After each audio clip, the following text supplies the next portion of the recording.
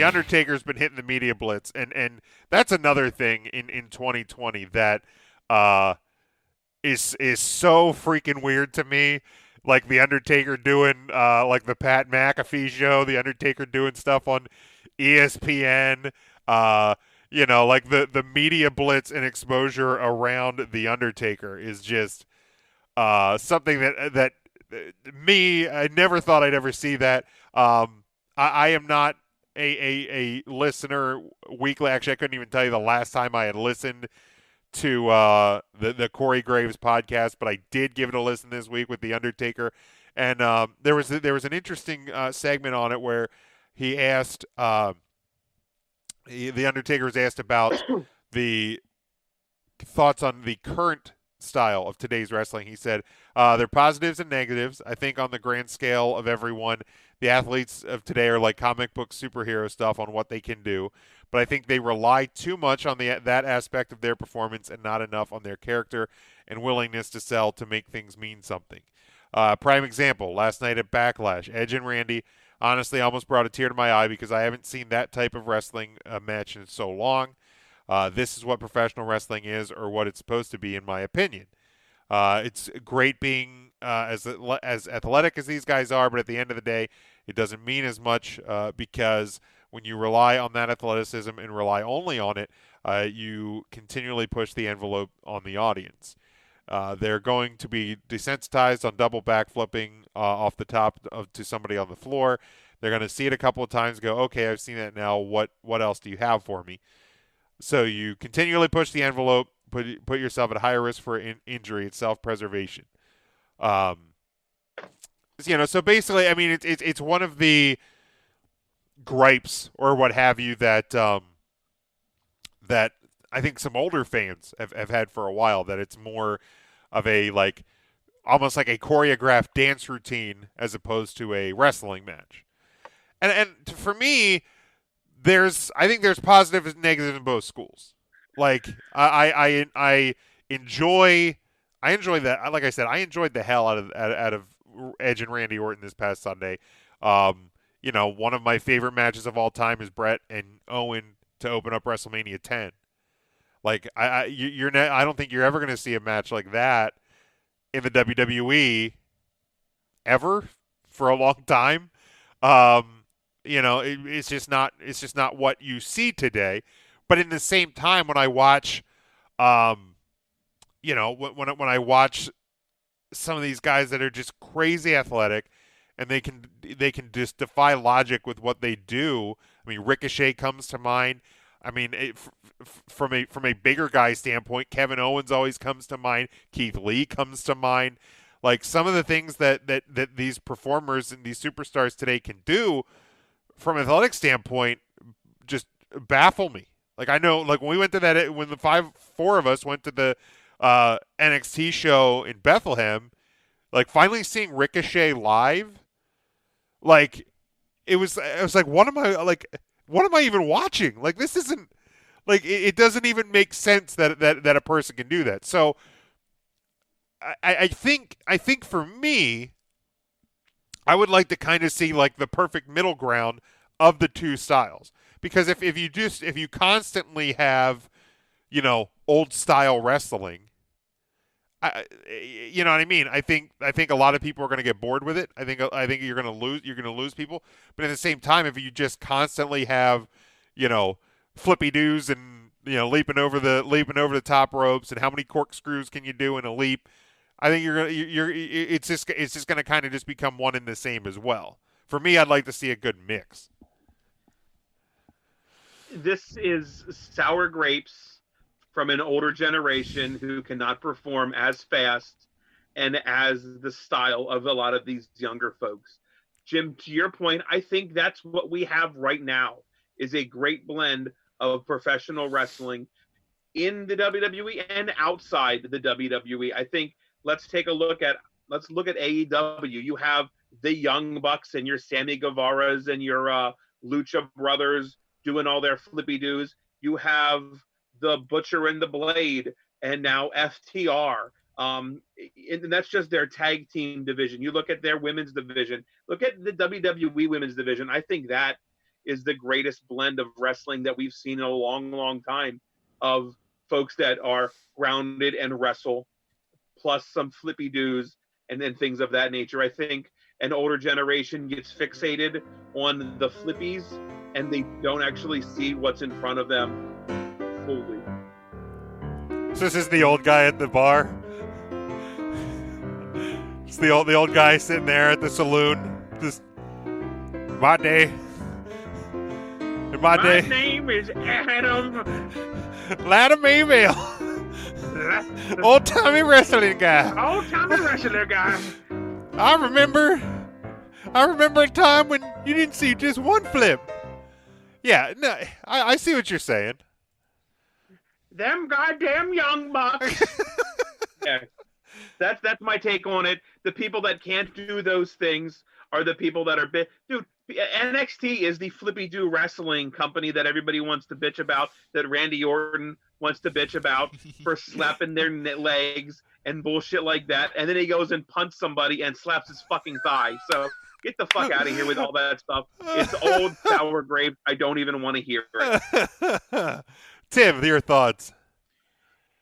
It's a conversation that you're actually really probably you've had numerous times, because it is the conversation that people have about the NFL.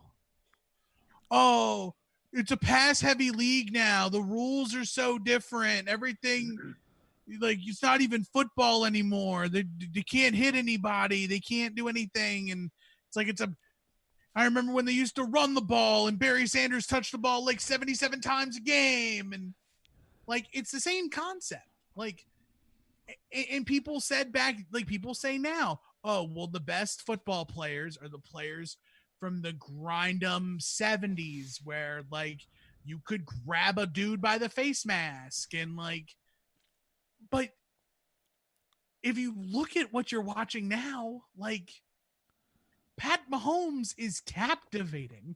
Yeah. Like, it's art. It's caliber athlete that they have right now. Yes, absolutely. The worst player in the NFL today is probably a superstar in the 70s. Yeah, and I mean, like, that's the thing. Like, I've heard. Same with here. I've heard the argument about like hockey is like back in the day you had 6 teams, 12 teams. Now you have 31, soon to be 32, and like the argument is always like, well, guys that are playing goalie on the middle of the road teams now, they wouldn't even have been on a roster back then. I'm like, well, but they probably would have been, because these guys are like still like super athletes. Like, those guys were still like beer drinkers and cigar smokers. And don't get me wrong, there's nothing wrong with having an adult beverage or smoking a cigar if you want to. But like, like the guys back then, it wasn't the caliber athlete that you have now. So like, and that's why, like when arguments have always, discussions have come up about like, well, who's the best quarterback of all time? Or, is this player the best of all time? And I'm like, I like to go by eras. Like, Tom Brady is the best quarterback of this era. I like, arguably, and I always say arguably is the best ever. I mean, he's got the most rings, but that argument doesn't stand up by itself. The ring argument doesn't stand up by itself, because Dan Marino is one of the best quarterbacks, arguably the best of his era. I still say it's Joe Montana, but I like to go by eras because the game changes so much. The sport changes so much. Wrestling has changed so much. Like, go back and watch, because like I still want to do more watch-alongs, just to get content up on our stuff. And I want to go. Yes, I have one I want to do. Okay, do you want to like say it here? Or you want to tell us?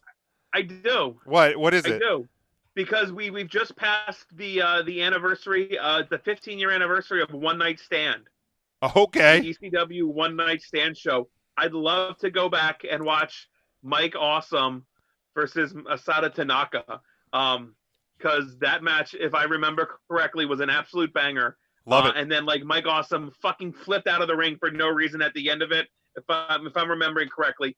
But that's one I absolutely want to record as Love soon it. as possible. Love it. Let's try and do it this weekend. Bingo. But like when you go back and watch wrestling from 10 years ago, 20 years ago, it's amazing how different it is. Even if you're just talking the WWE product, it's amazing how much different it is. I mean, even from a couple of years ago. I mean, you go like if you would have told a WWE fan around the time of WrestleMania 20 that 10 years from now, Daniel Bryan, and you show them a picture of who Daniel Bryan is, this guy's going to win the World Championship at WrestleMania 10 years from now. And then you show them a picture of CM Punk and you go, somewhere in these 10 years, this guy's going to carry the WWE Championship for over a full calendar year. You picked a really bad WrestleMania to say that about, though. That was like your small guy WrestleMania. That was Eddie Guerrero and Benoit. Well, right, but in the same time, you also Guerrero was jacked up for sure. Right. But I mean, I'm just saying around that, like even around that period of time, because you still had Brock was there, you still had Goldberg was there. I mean, they were on their way out, but like I got you. You know, Taker, Kane, Big Show, like there was still a lot of big guys around that were like featured players. Not that there's still not big guys that are featured players, but like you probably couldn't have like looked at, because there's still a big difference between Chris Benoit and Eddie Guerrero and Daniel Bryan and CM Punk. That's true. Like just like visually, even though Benoit and Guerrero were smaller, they were still big. Like Daniel Bryan, CM Punk, those are That's little fair. guys. They're little guys. That's fair. You're right. That's fair. You show them a picture of Finn Balor and be like, this is going to be the first Universal Champion. Hell, even For some reason, Seth Rollins is even whenever smaller. I think like this conversation comes up, and I think you're like comparing big guys to what we have now, like the stereotypical Vince McMahon big guy. In my mind, I always roll my eyes and I think of Sid Justice or Sid Vicious, whatever he was called. Like I just think of Sid, Psycho Sid, and I was like, What a God, man. what an awful idea. And that's where my mind always goes to, like the size of Psycho Sid to somebody like a scrawnier, no offense, CM Punk. Right. I mean, Sid was a big man. Muscles. Sid's ankles tight. are just as strong as CM Punk's, probably. Are they? Jeez. Are they? But yeah, I mean, it's the eras change, and it is, and that's just how it is, and it's like I said, I think that's what I love really right now about wrestling, even just when we're getting on TV. I think we are at a pretty good point, because you can have good wrestling matches. I mean, hell, speaking of Daniel Bryan, that Intercontinental title match last Friday night on SmackDown, one of the better matches of this year, with or without fans. That match was fantastic. Is it in your top 5? I mean, it is on my list of top matches. Like I just That's have what I mean. Yeah, like I have a running list of top matches that made the list. Absolutely. Did the greatest wrestling match It of did. all time make the list? It did. It did. Okay. Did I? Mine too. Yeah, because I'm trying to think. Like, I want to see if there's anything else from like recently that made that list. The Stampede match made that list. Stadium Stampede. Yeah, I really think by the time this year is out, we're gonna have to have two separate like top 5s. We're gonna have to have a top 5 cinematics and top 5 regular matches. Because I know what cinematic match ain't making my list. the Viking Prophets. The Hinga Dinga Boys. Hinga dinga durgan. I like the boys. Yeah, I mean but yeah, AJ made it. I mean, I had a couple of matches at Takeover, the last Takeover make my list as well. Okay. It's gonna be hard. It's gonna be hard to break down that list, because there's a lot of matches on my list already. But like, you can have great wrestling matches, but you can also have great spot fests. You can also have great, there's there's room for everybody at my table is what I'm trying to say. Is like I'm here for it. Like, That's very inclusive of you, Jim. you know, and right, like I can't believe you didn't comment on the shirt hanging in the Studio L this week. It is not a WWE shirt this week. The little live on Facebook thing covers it on my phone. I didn't even know. Oh, really? But I'm very proud of you. Yeah, finally got. So the funny story, like they ran the Memorial Day sale on the pro wrestling tees. So it's like I bought the AEW with the American flag that they released for like the short time, the limited release. And I was like, you know, they have the botched shirts, the ones that are like, you know, little misprint or whatever. I'm like, let me throw a botched shirt in there. So I've not bought any AEW merchandise up to this point. By the AEW flag logo shirt, and then that's my botched shirt. Is the actual AEW logo shirt. So now I have two AEW shirts. All right, let's Look at you. Speaking of merchandise, real quick. Yeah. Did you guys see that they have put up plaques now from the WrestleMania? They do that, I think, now every year, where they have like I missed ring that. canvas or an autograph sometimes. They have a WrestleMania 36 Undertaker Boneyard Edition plaque. It retails for $74.99, and it's individually numbered up to 536. Okay. It contains dirt from the first ever From the Boneyard Boneyard match at WrestleMania. Very It's nice. Just a couple pieces of dirt, like glued, like macaroni fucking art, and put in a glass frame from the WWE. Here's the name of the low podcast. price of $75. Macaroni art. Love it. It probably not going to buy that one. But I've noticed they've started doing a lot of like like photo, you know, like 8x10s, like almost like art. photo posters from the cinematic matches. I guess they're trying to pay off all that production time. They're trying to pay off the bankruptcy of the XFL is what they're trying to do. Oof. They do posters for in your house and stuff like that too. I mean, they're very poster heavy. Yeah, I might end up getting one of those AEW. You know, let me talk about something that pissed me off this week, and Here we go. relating to merch and the WWE shop. So I feel like you should have a button to push real quick. Do I? Oh, Matt would be disappointed. oh yeah. Merchandising. So Sunday through Tuesday, Sunday through Wednesday at 2:59 a.m., they had a buy one get one for $1 T-shirt sale. $1 pair. So if you go to the WWE shop, when they run that particular sale, there'll be a link that you click on that takes you to all the shirts that are to be included in the buy one get one for $1 sale. So I click on the link, and at the very top is the NXT in your house home sweet home shirt, because the one with just the logo on it only went to 3X. However, the home sweet home one, which also featured the cartoony set, it went up to 4X. So it's listed there on the sale. Perfect. All right, now what's my other shirt I'm going to find? I scroll down. I forget which one it was. Put that in my cart. I go to my cart to check out because it should be somewhere around $30-ish with shipping.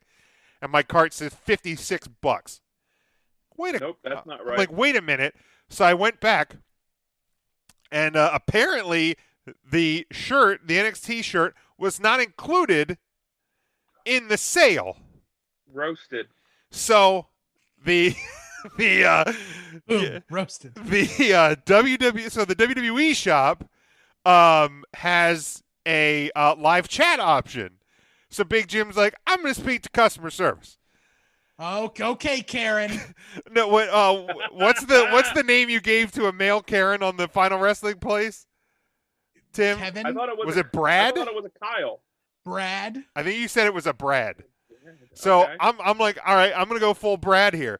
So I get on there, and I wasn't mad. I just said, hey, like this is an issue because Show you a screenshot. it's listed. You know, you can't show them screenshots. But I'm like, I copied the link. I said, so if you go, I know it's weird. So I'm like, if you go here to this link, it shows that that it's buy one get one for $1, but when you go to check out, and they're like, well, it's not that shirt's not part of the sale. I'm like, well, clearly it's not part of the sale. You're failing to miss my point, though. It's listed on the sale link, so I should be able to get. Well, there's nothing we could do, and I just wanted to tell them, Shut your ass. but I couldn't because I don't want to be that guy. But I was like, you got to be shitting me. Like, how does that happen? Like, somebody has to code something to put that shirt onto that portion of the site. Like, that's false advertising, is it not? If I click on a sale link and the item's there, I should get it for that deal. Now I will say this, Big Jim. Yes, go ahead. Maybe I'm in the wrong. Did underneath the shirt it have the red text? It didn't. Then you're at fault. Because every time on the WWE site, I know. That's what it is. I know, The but special shirts always have the special thing I know underneath the shirt. I know. But I thought, you know what? If it's on, shame him. I don't have a shame button. I'll let chat do it. Yeah, you go ahead and shame me. But I thought, like I thought maybe I could get it. So I haven't gotten my takeover shirt yet, but I want that takeover poster. But I guess I was in the wrong. Wrong, sir. Wrong. All right. Wrong. Let's hit a couple I have just pulled up the WWE shop. Okay. I was just there too.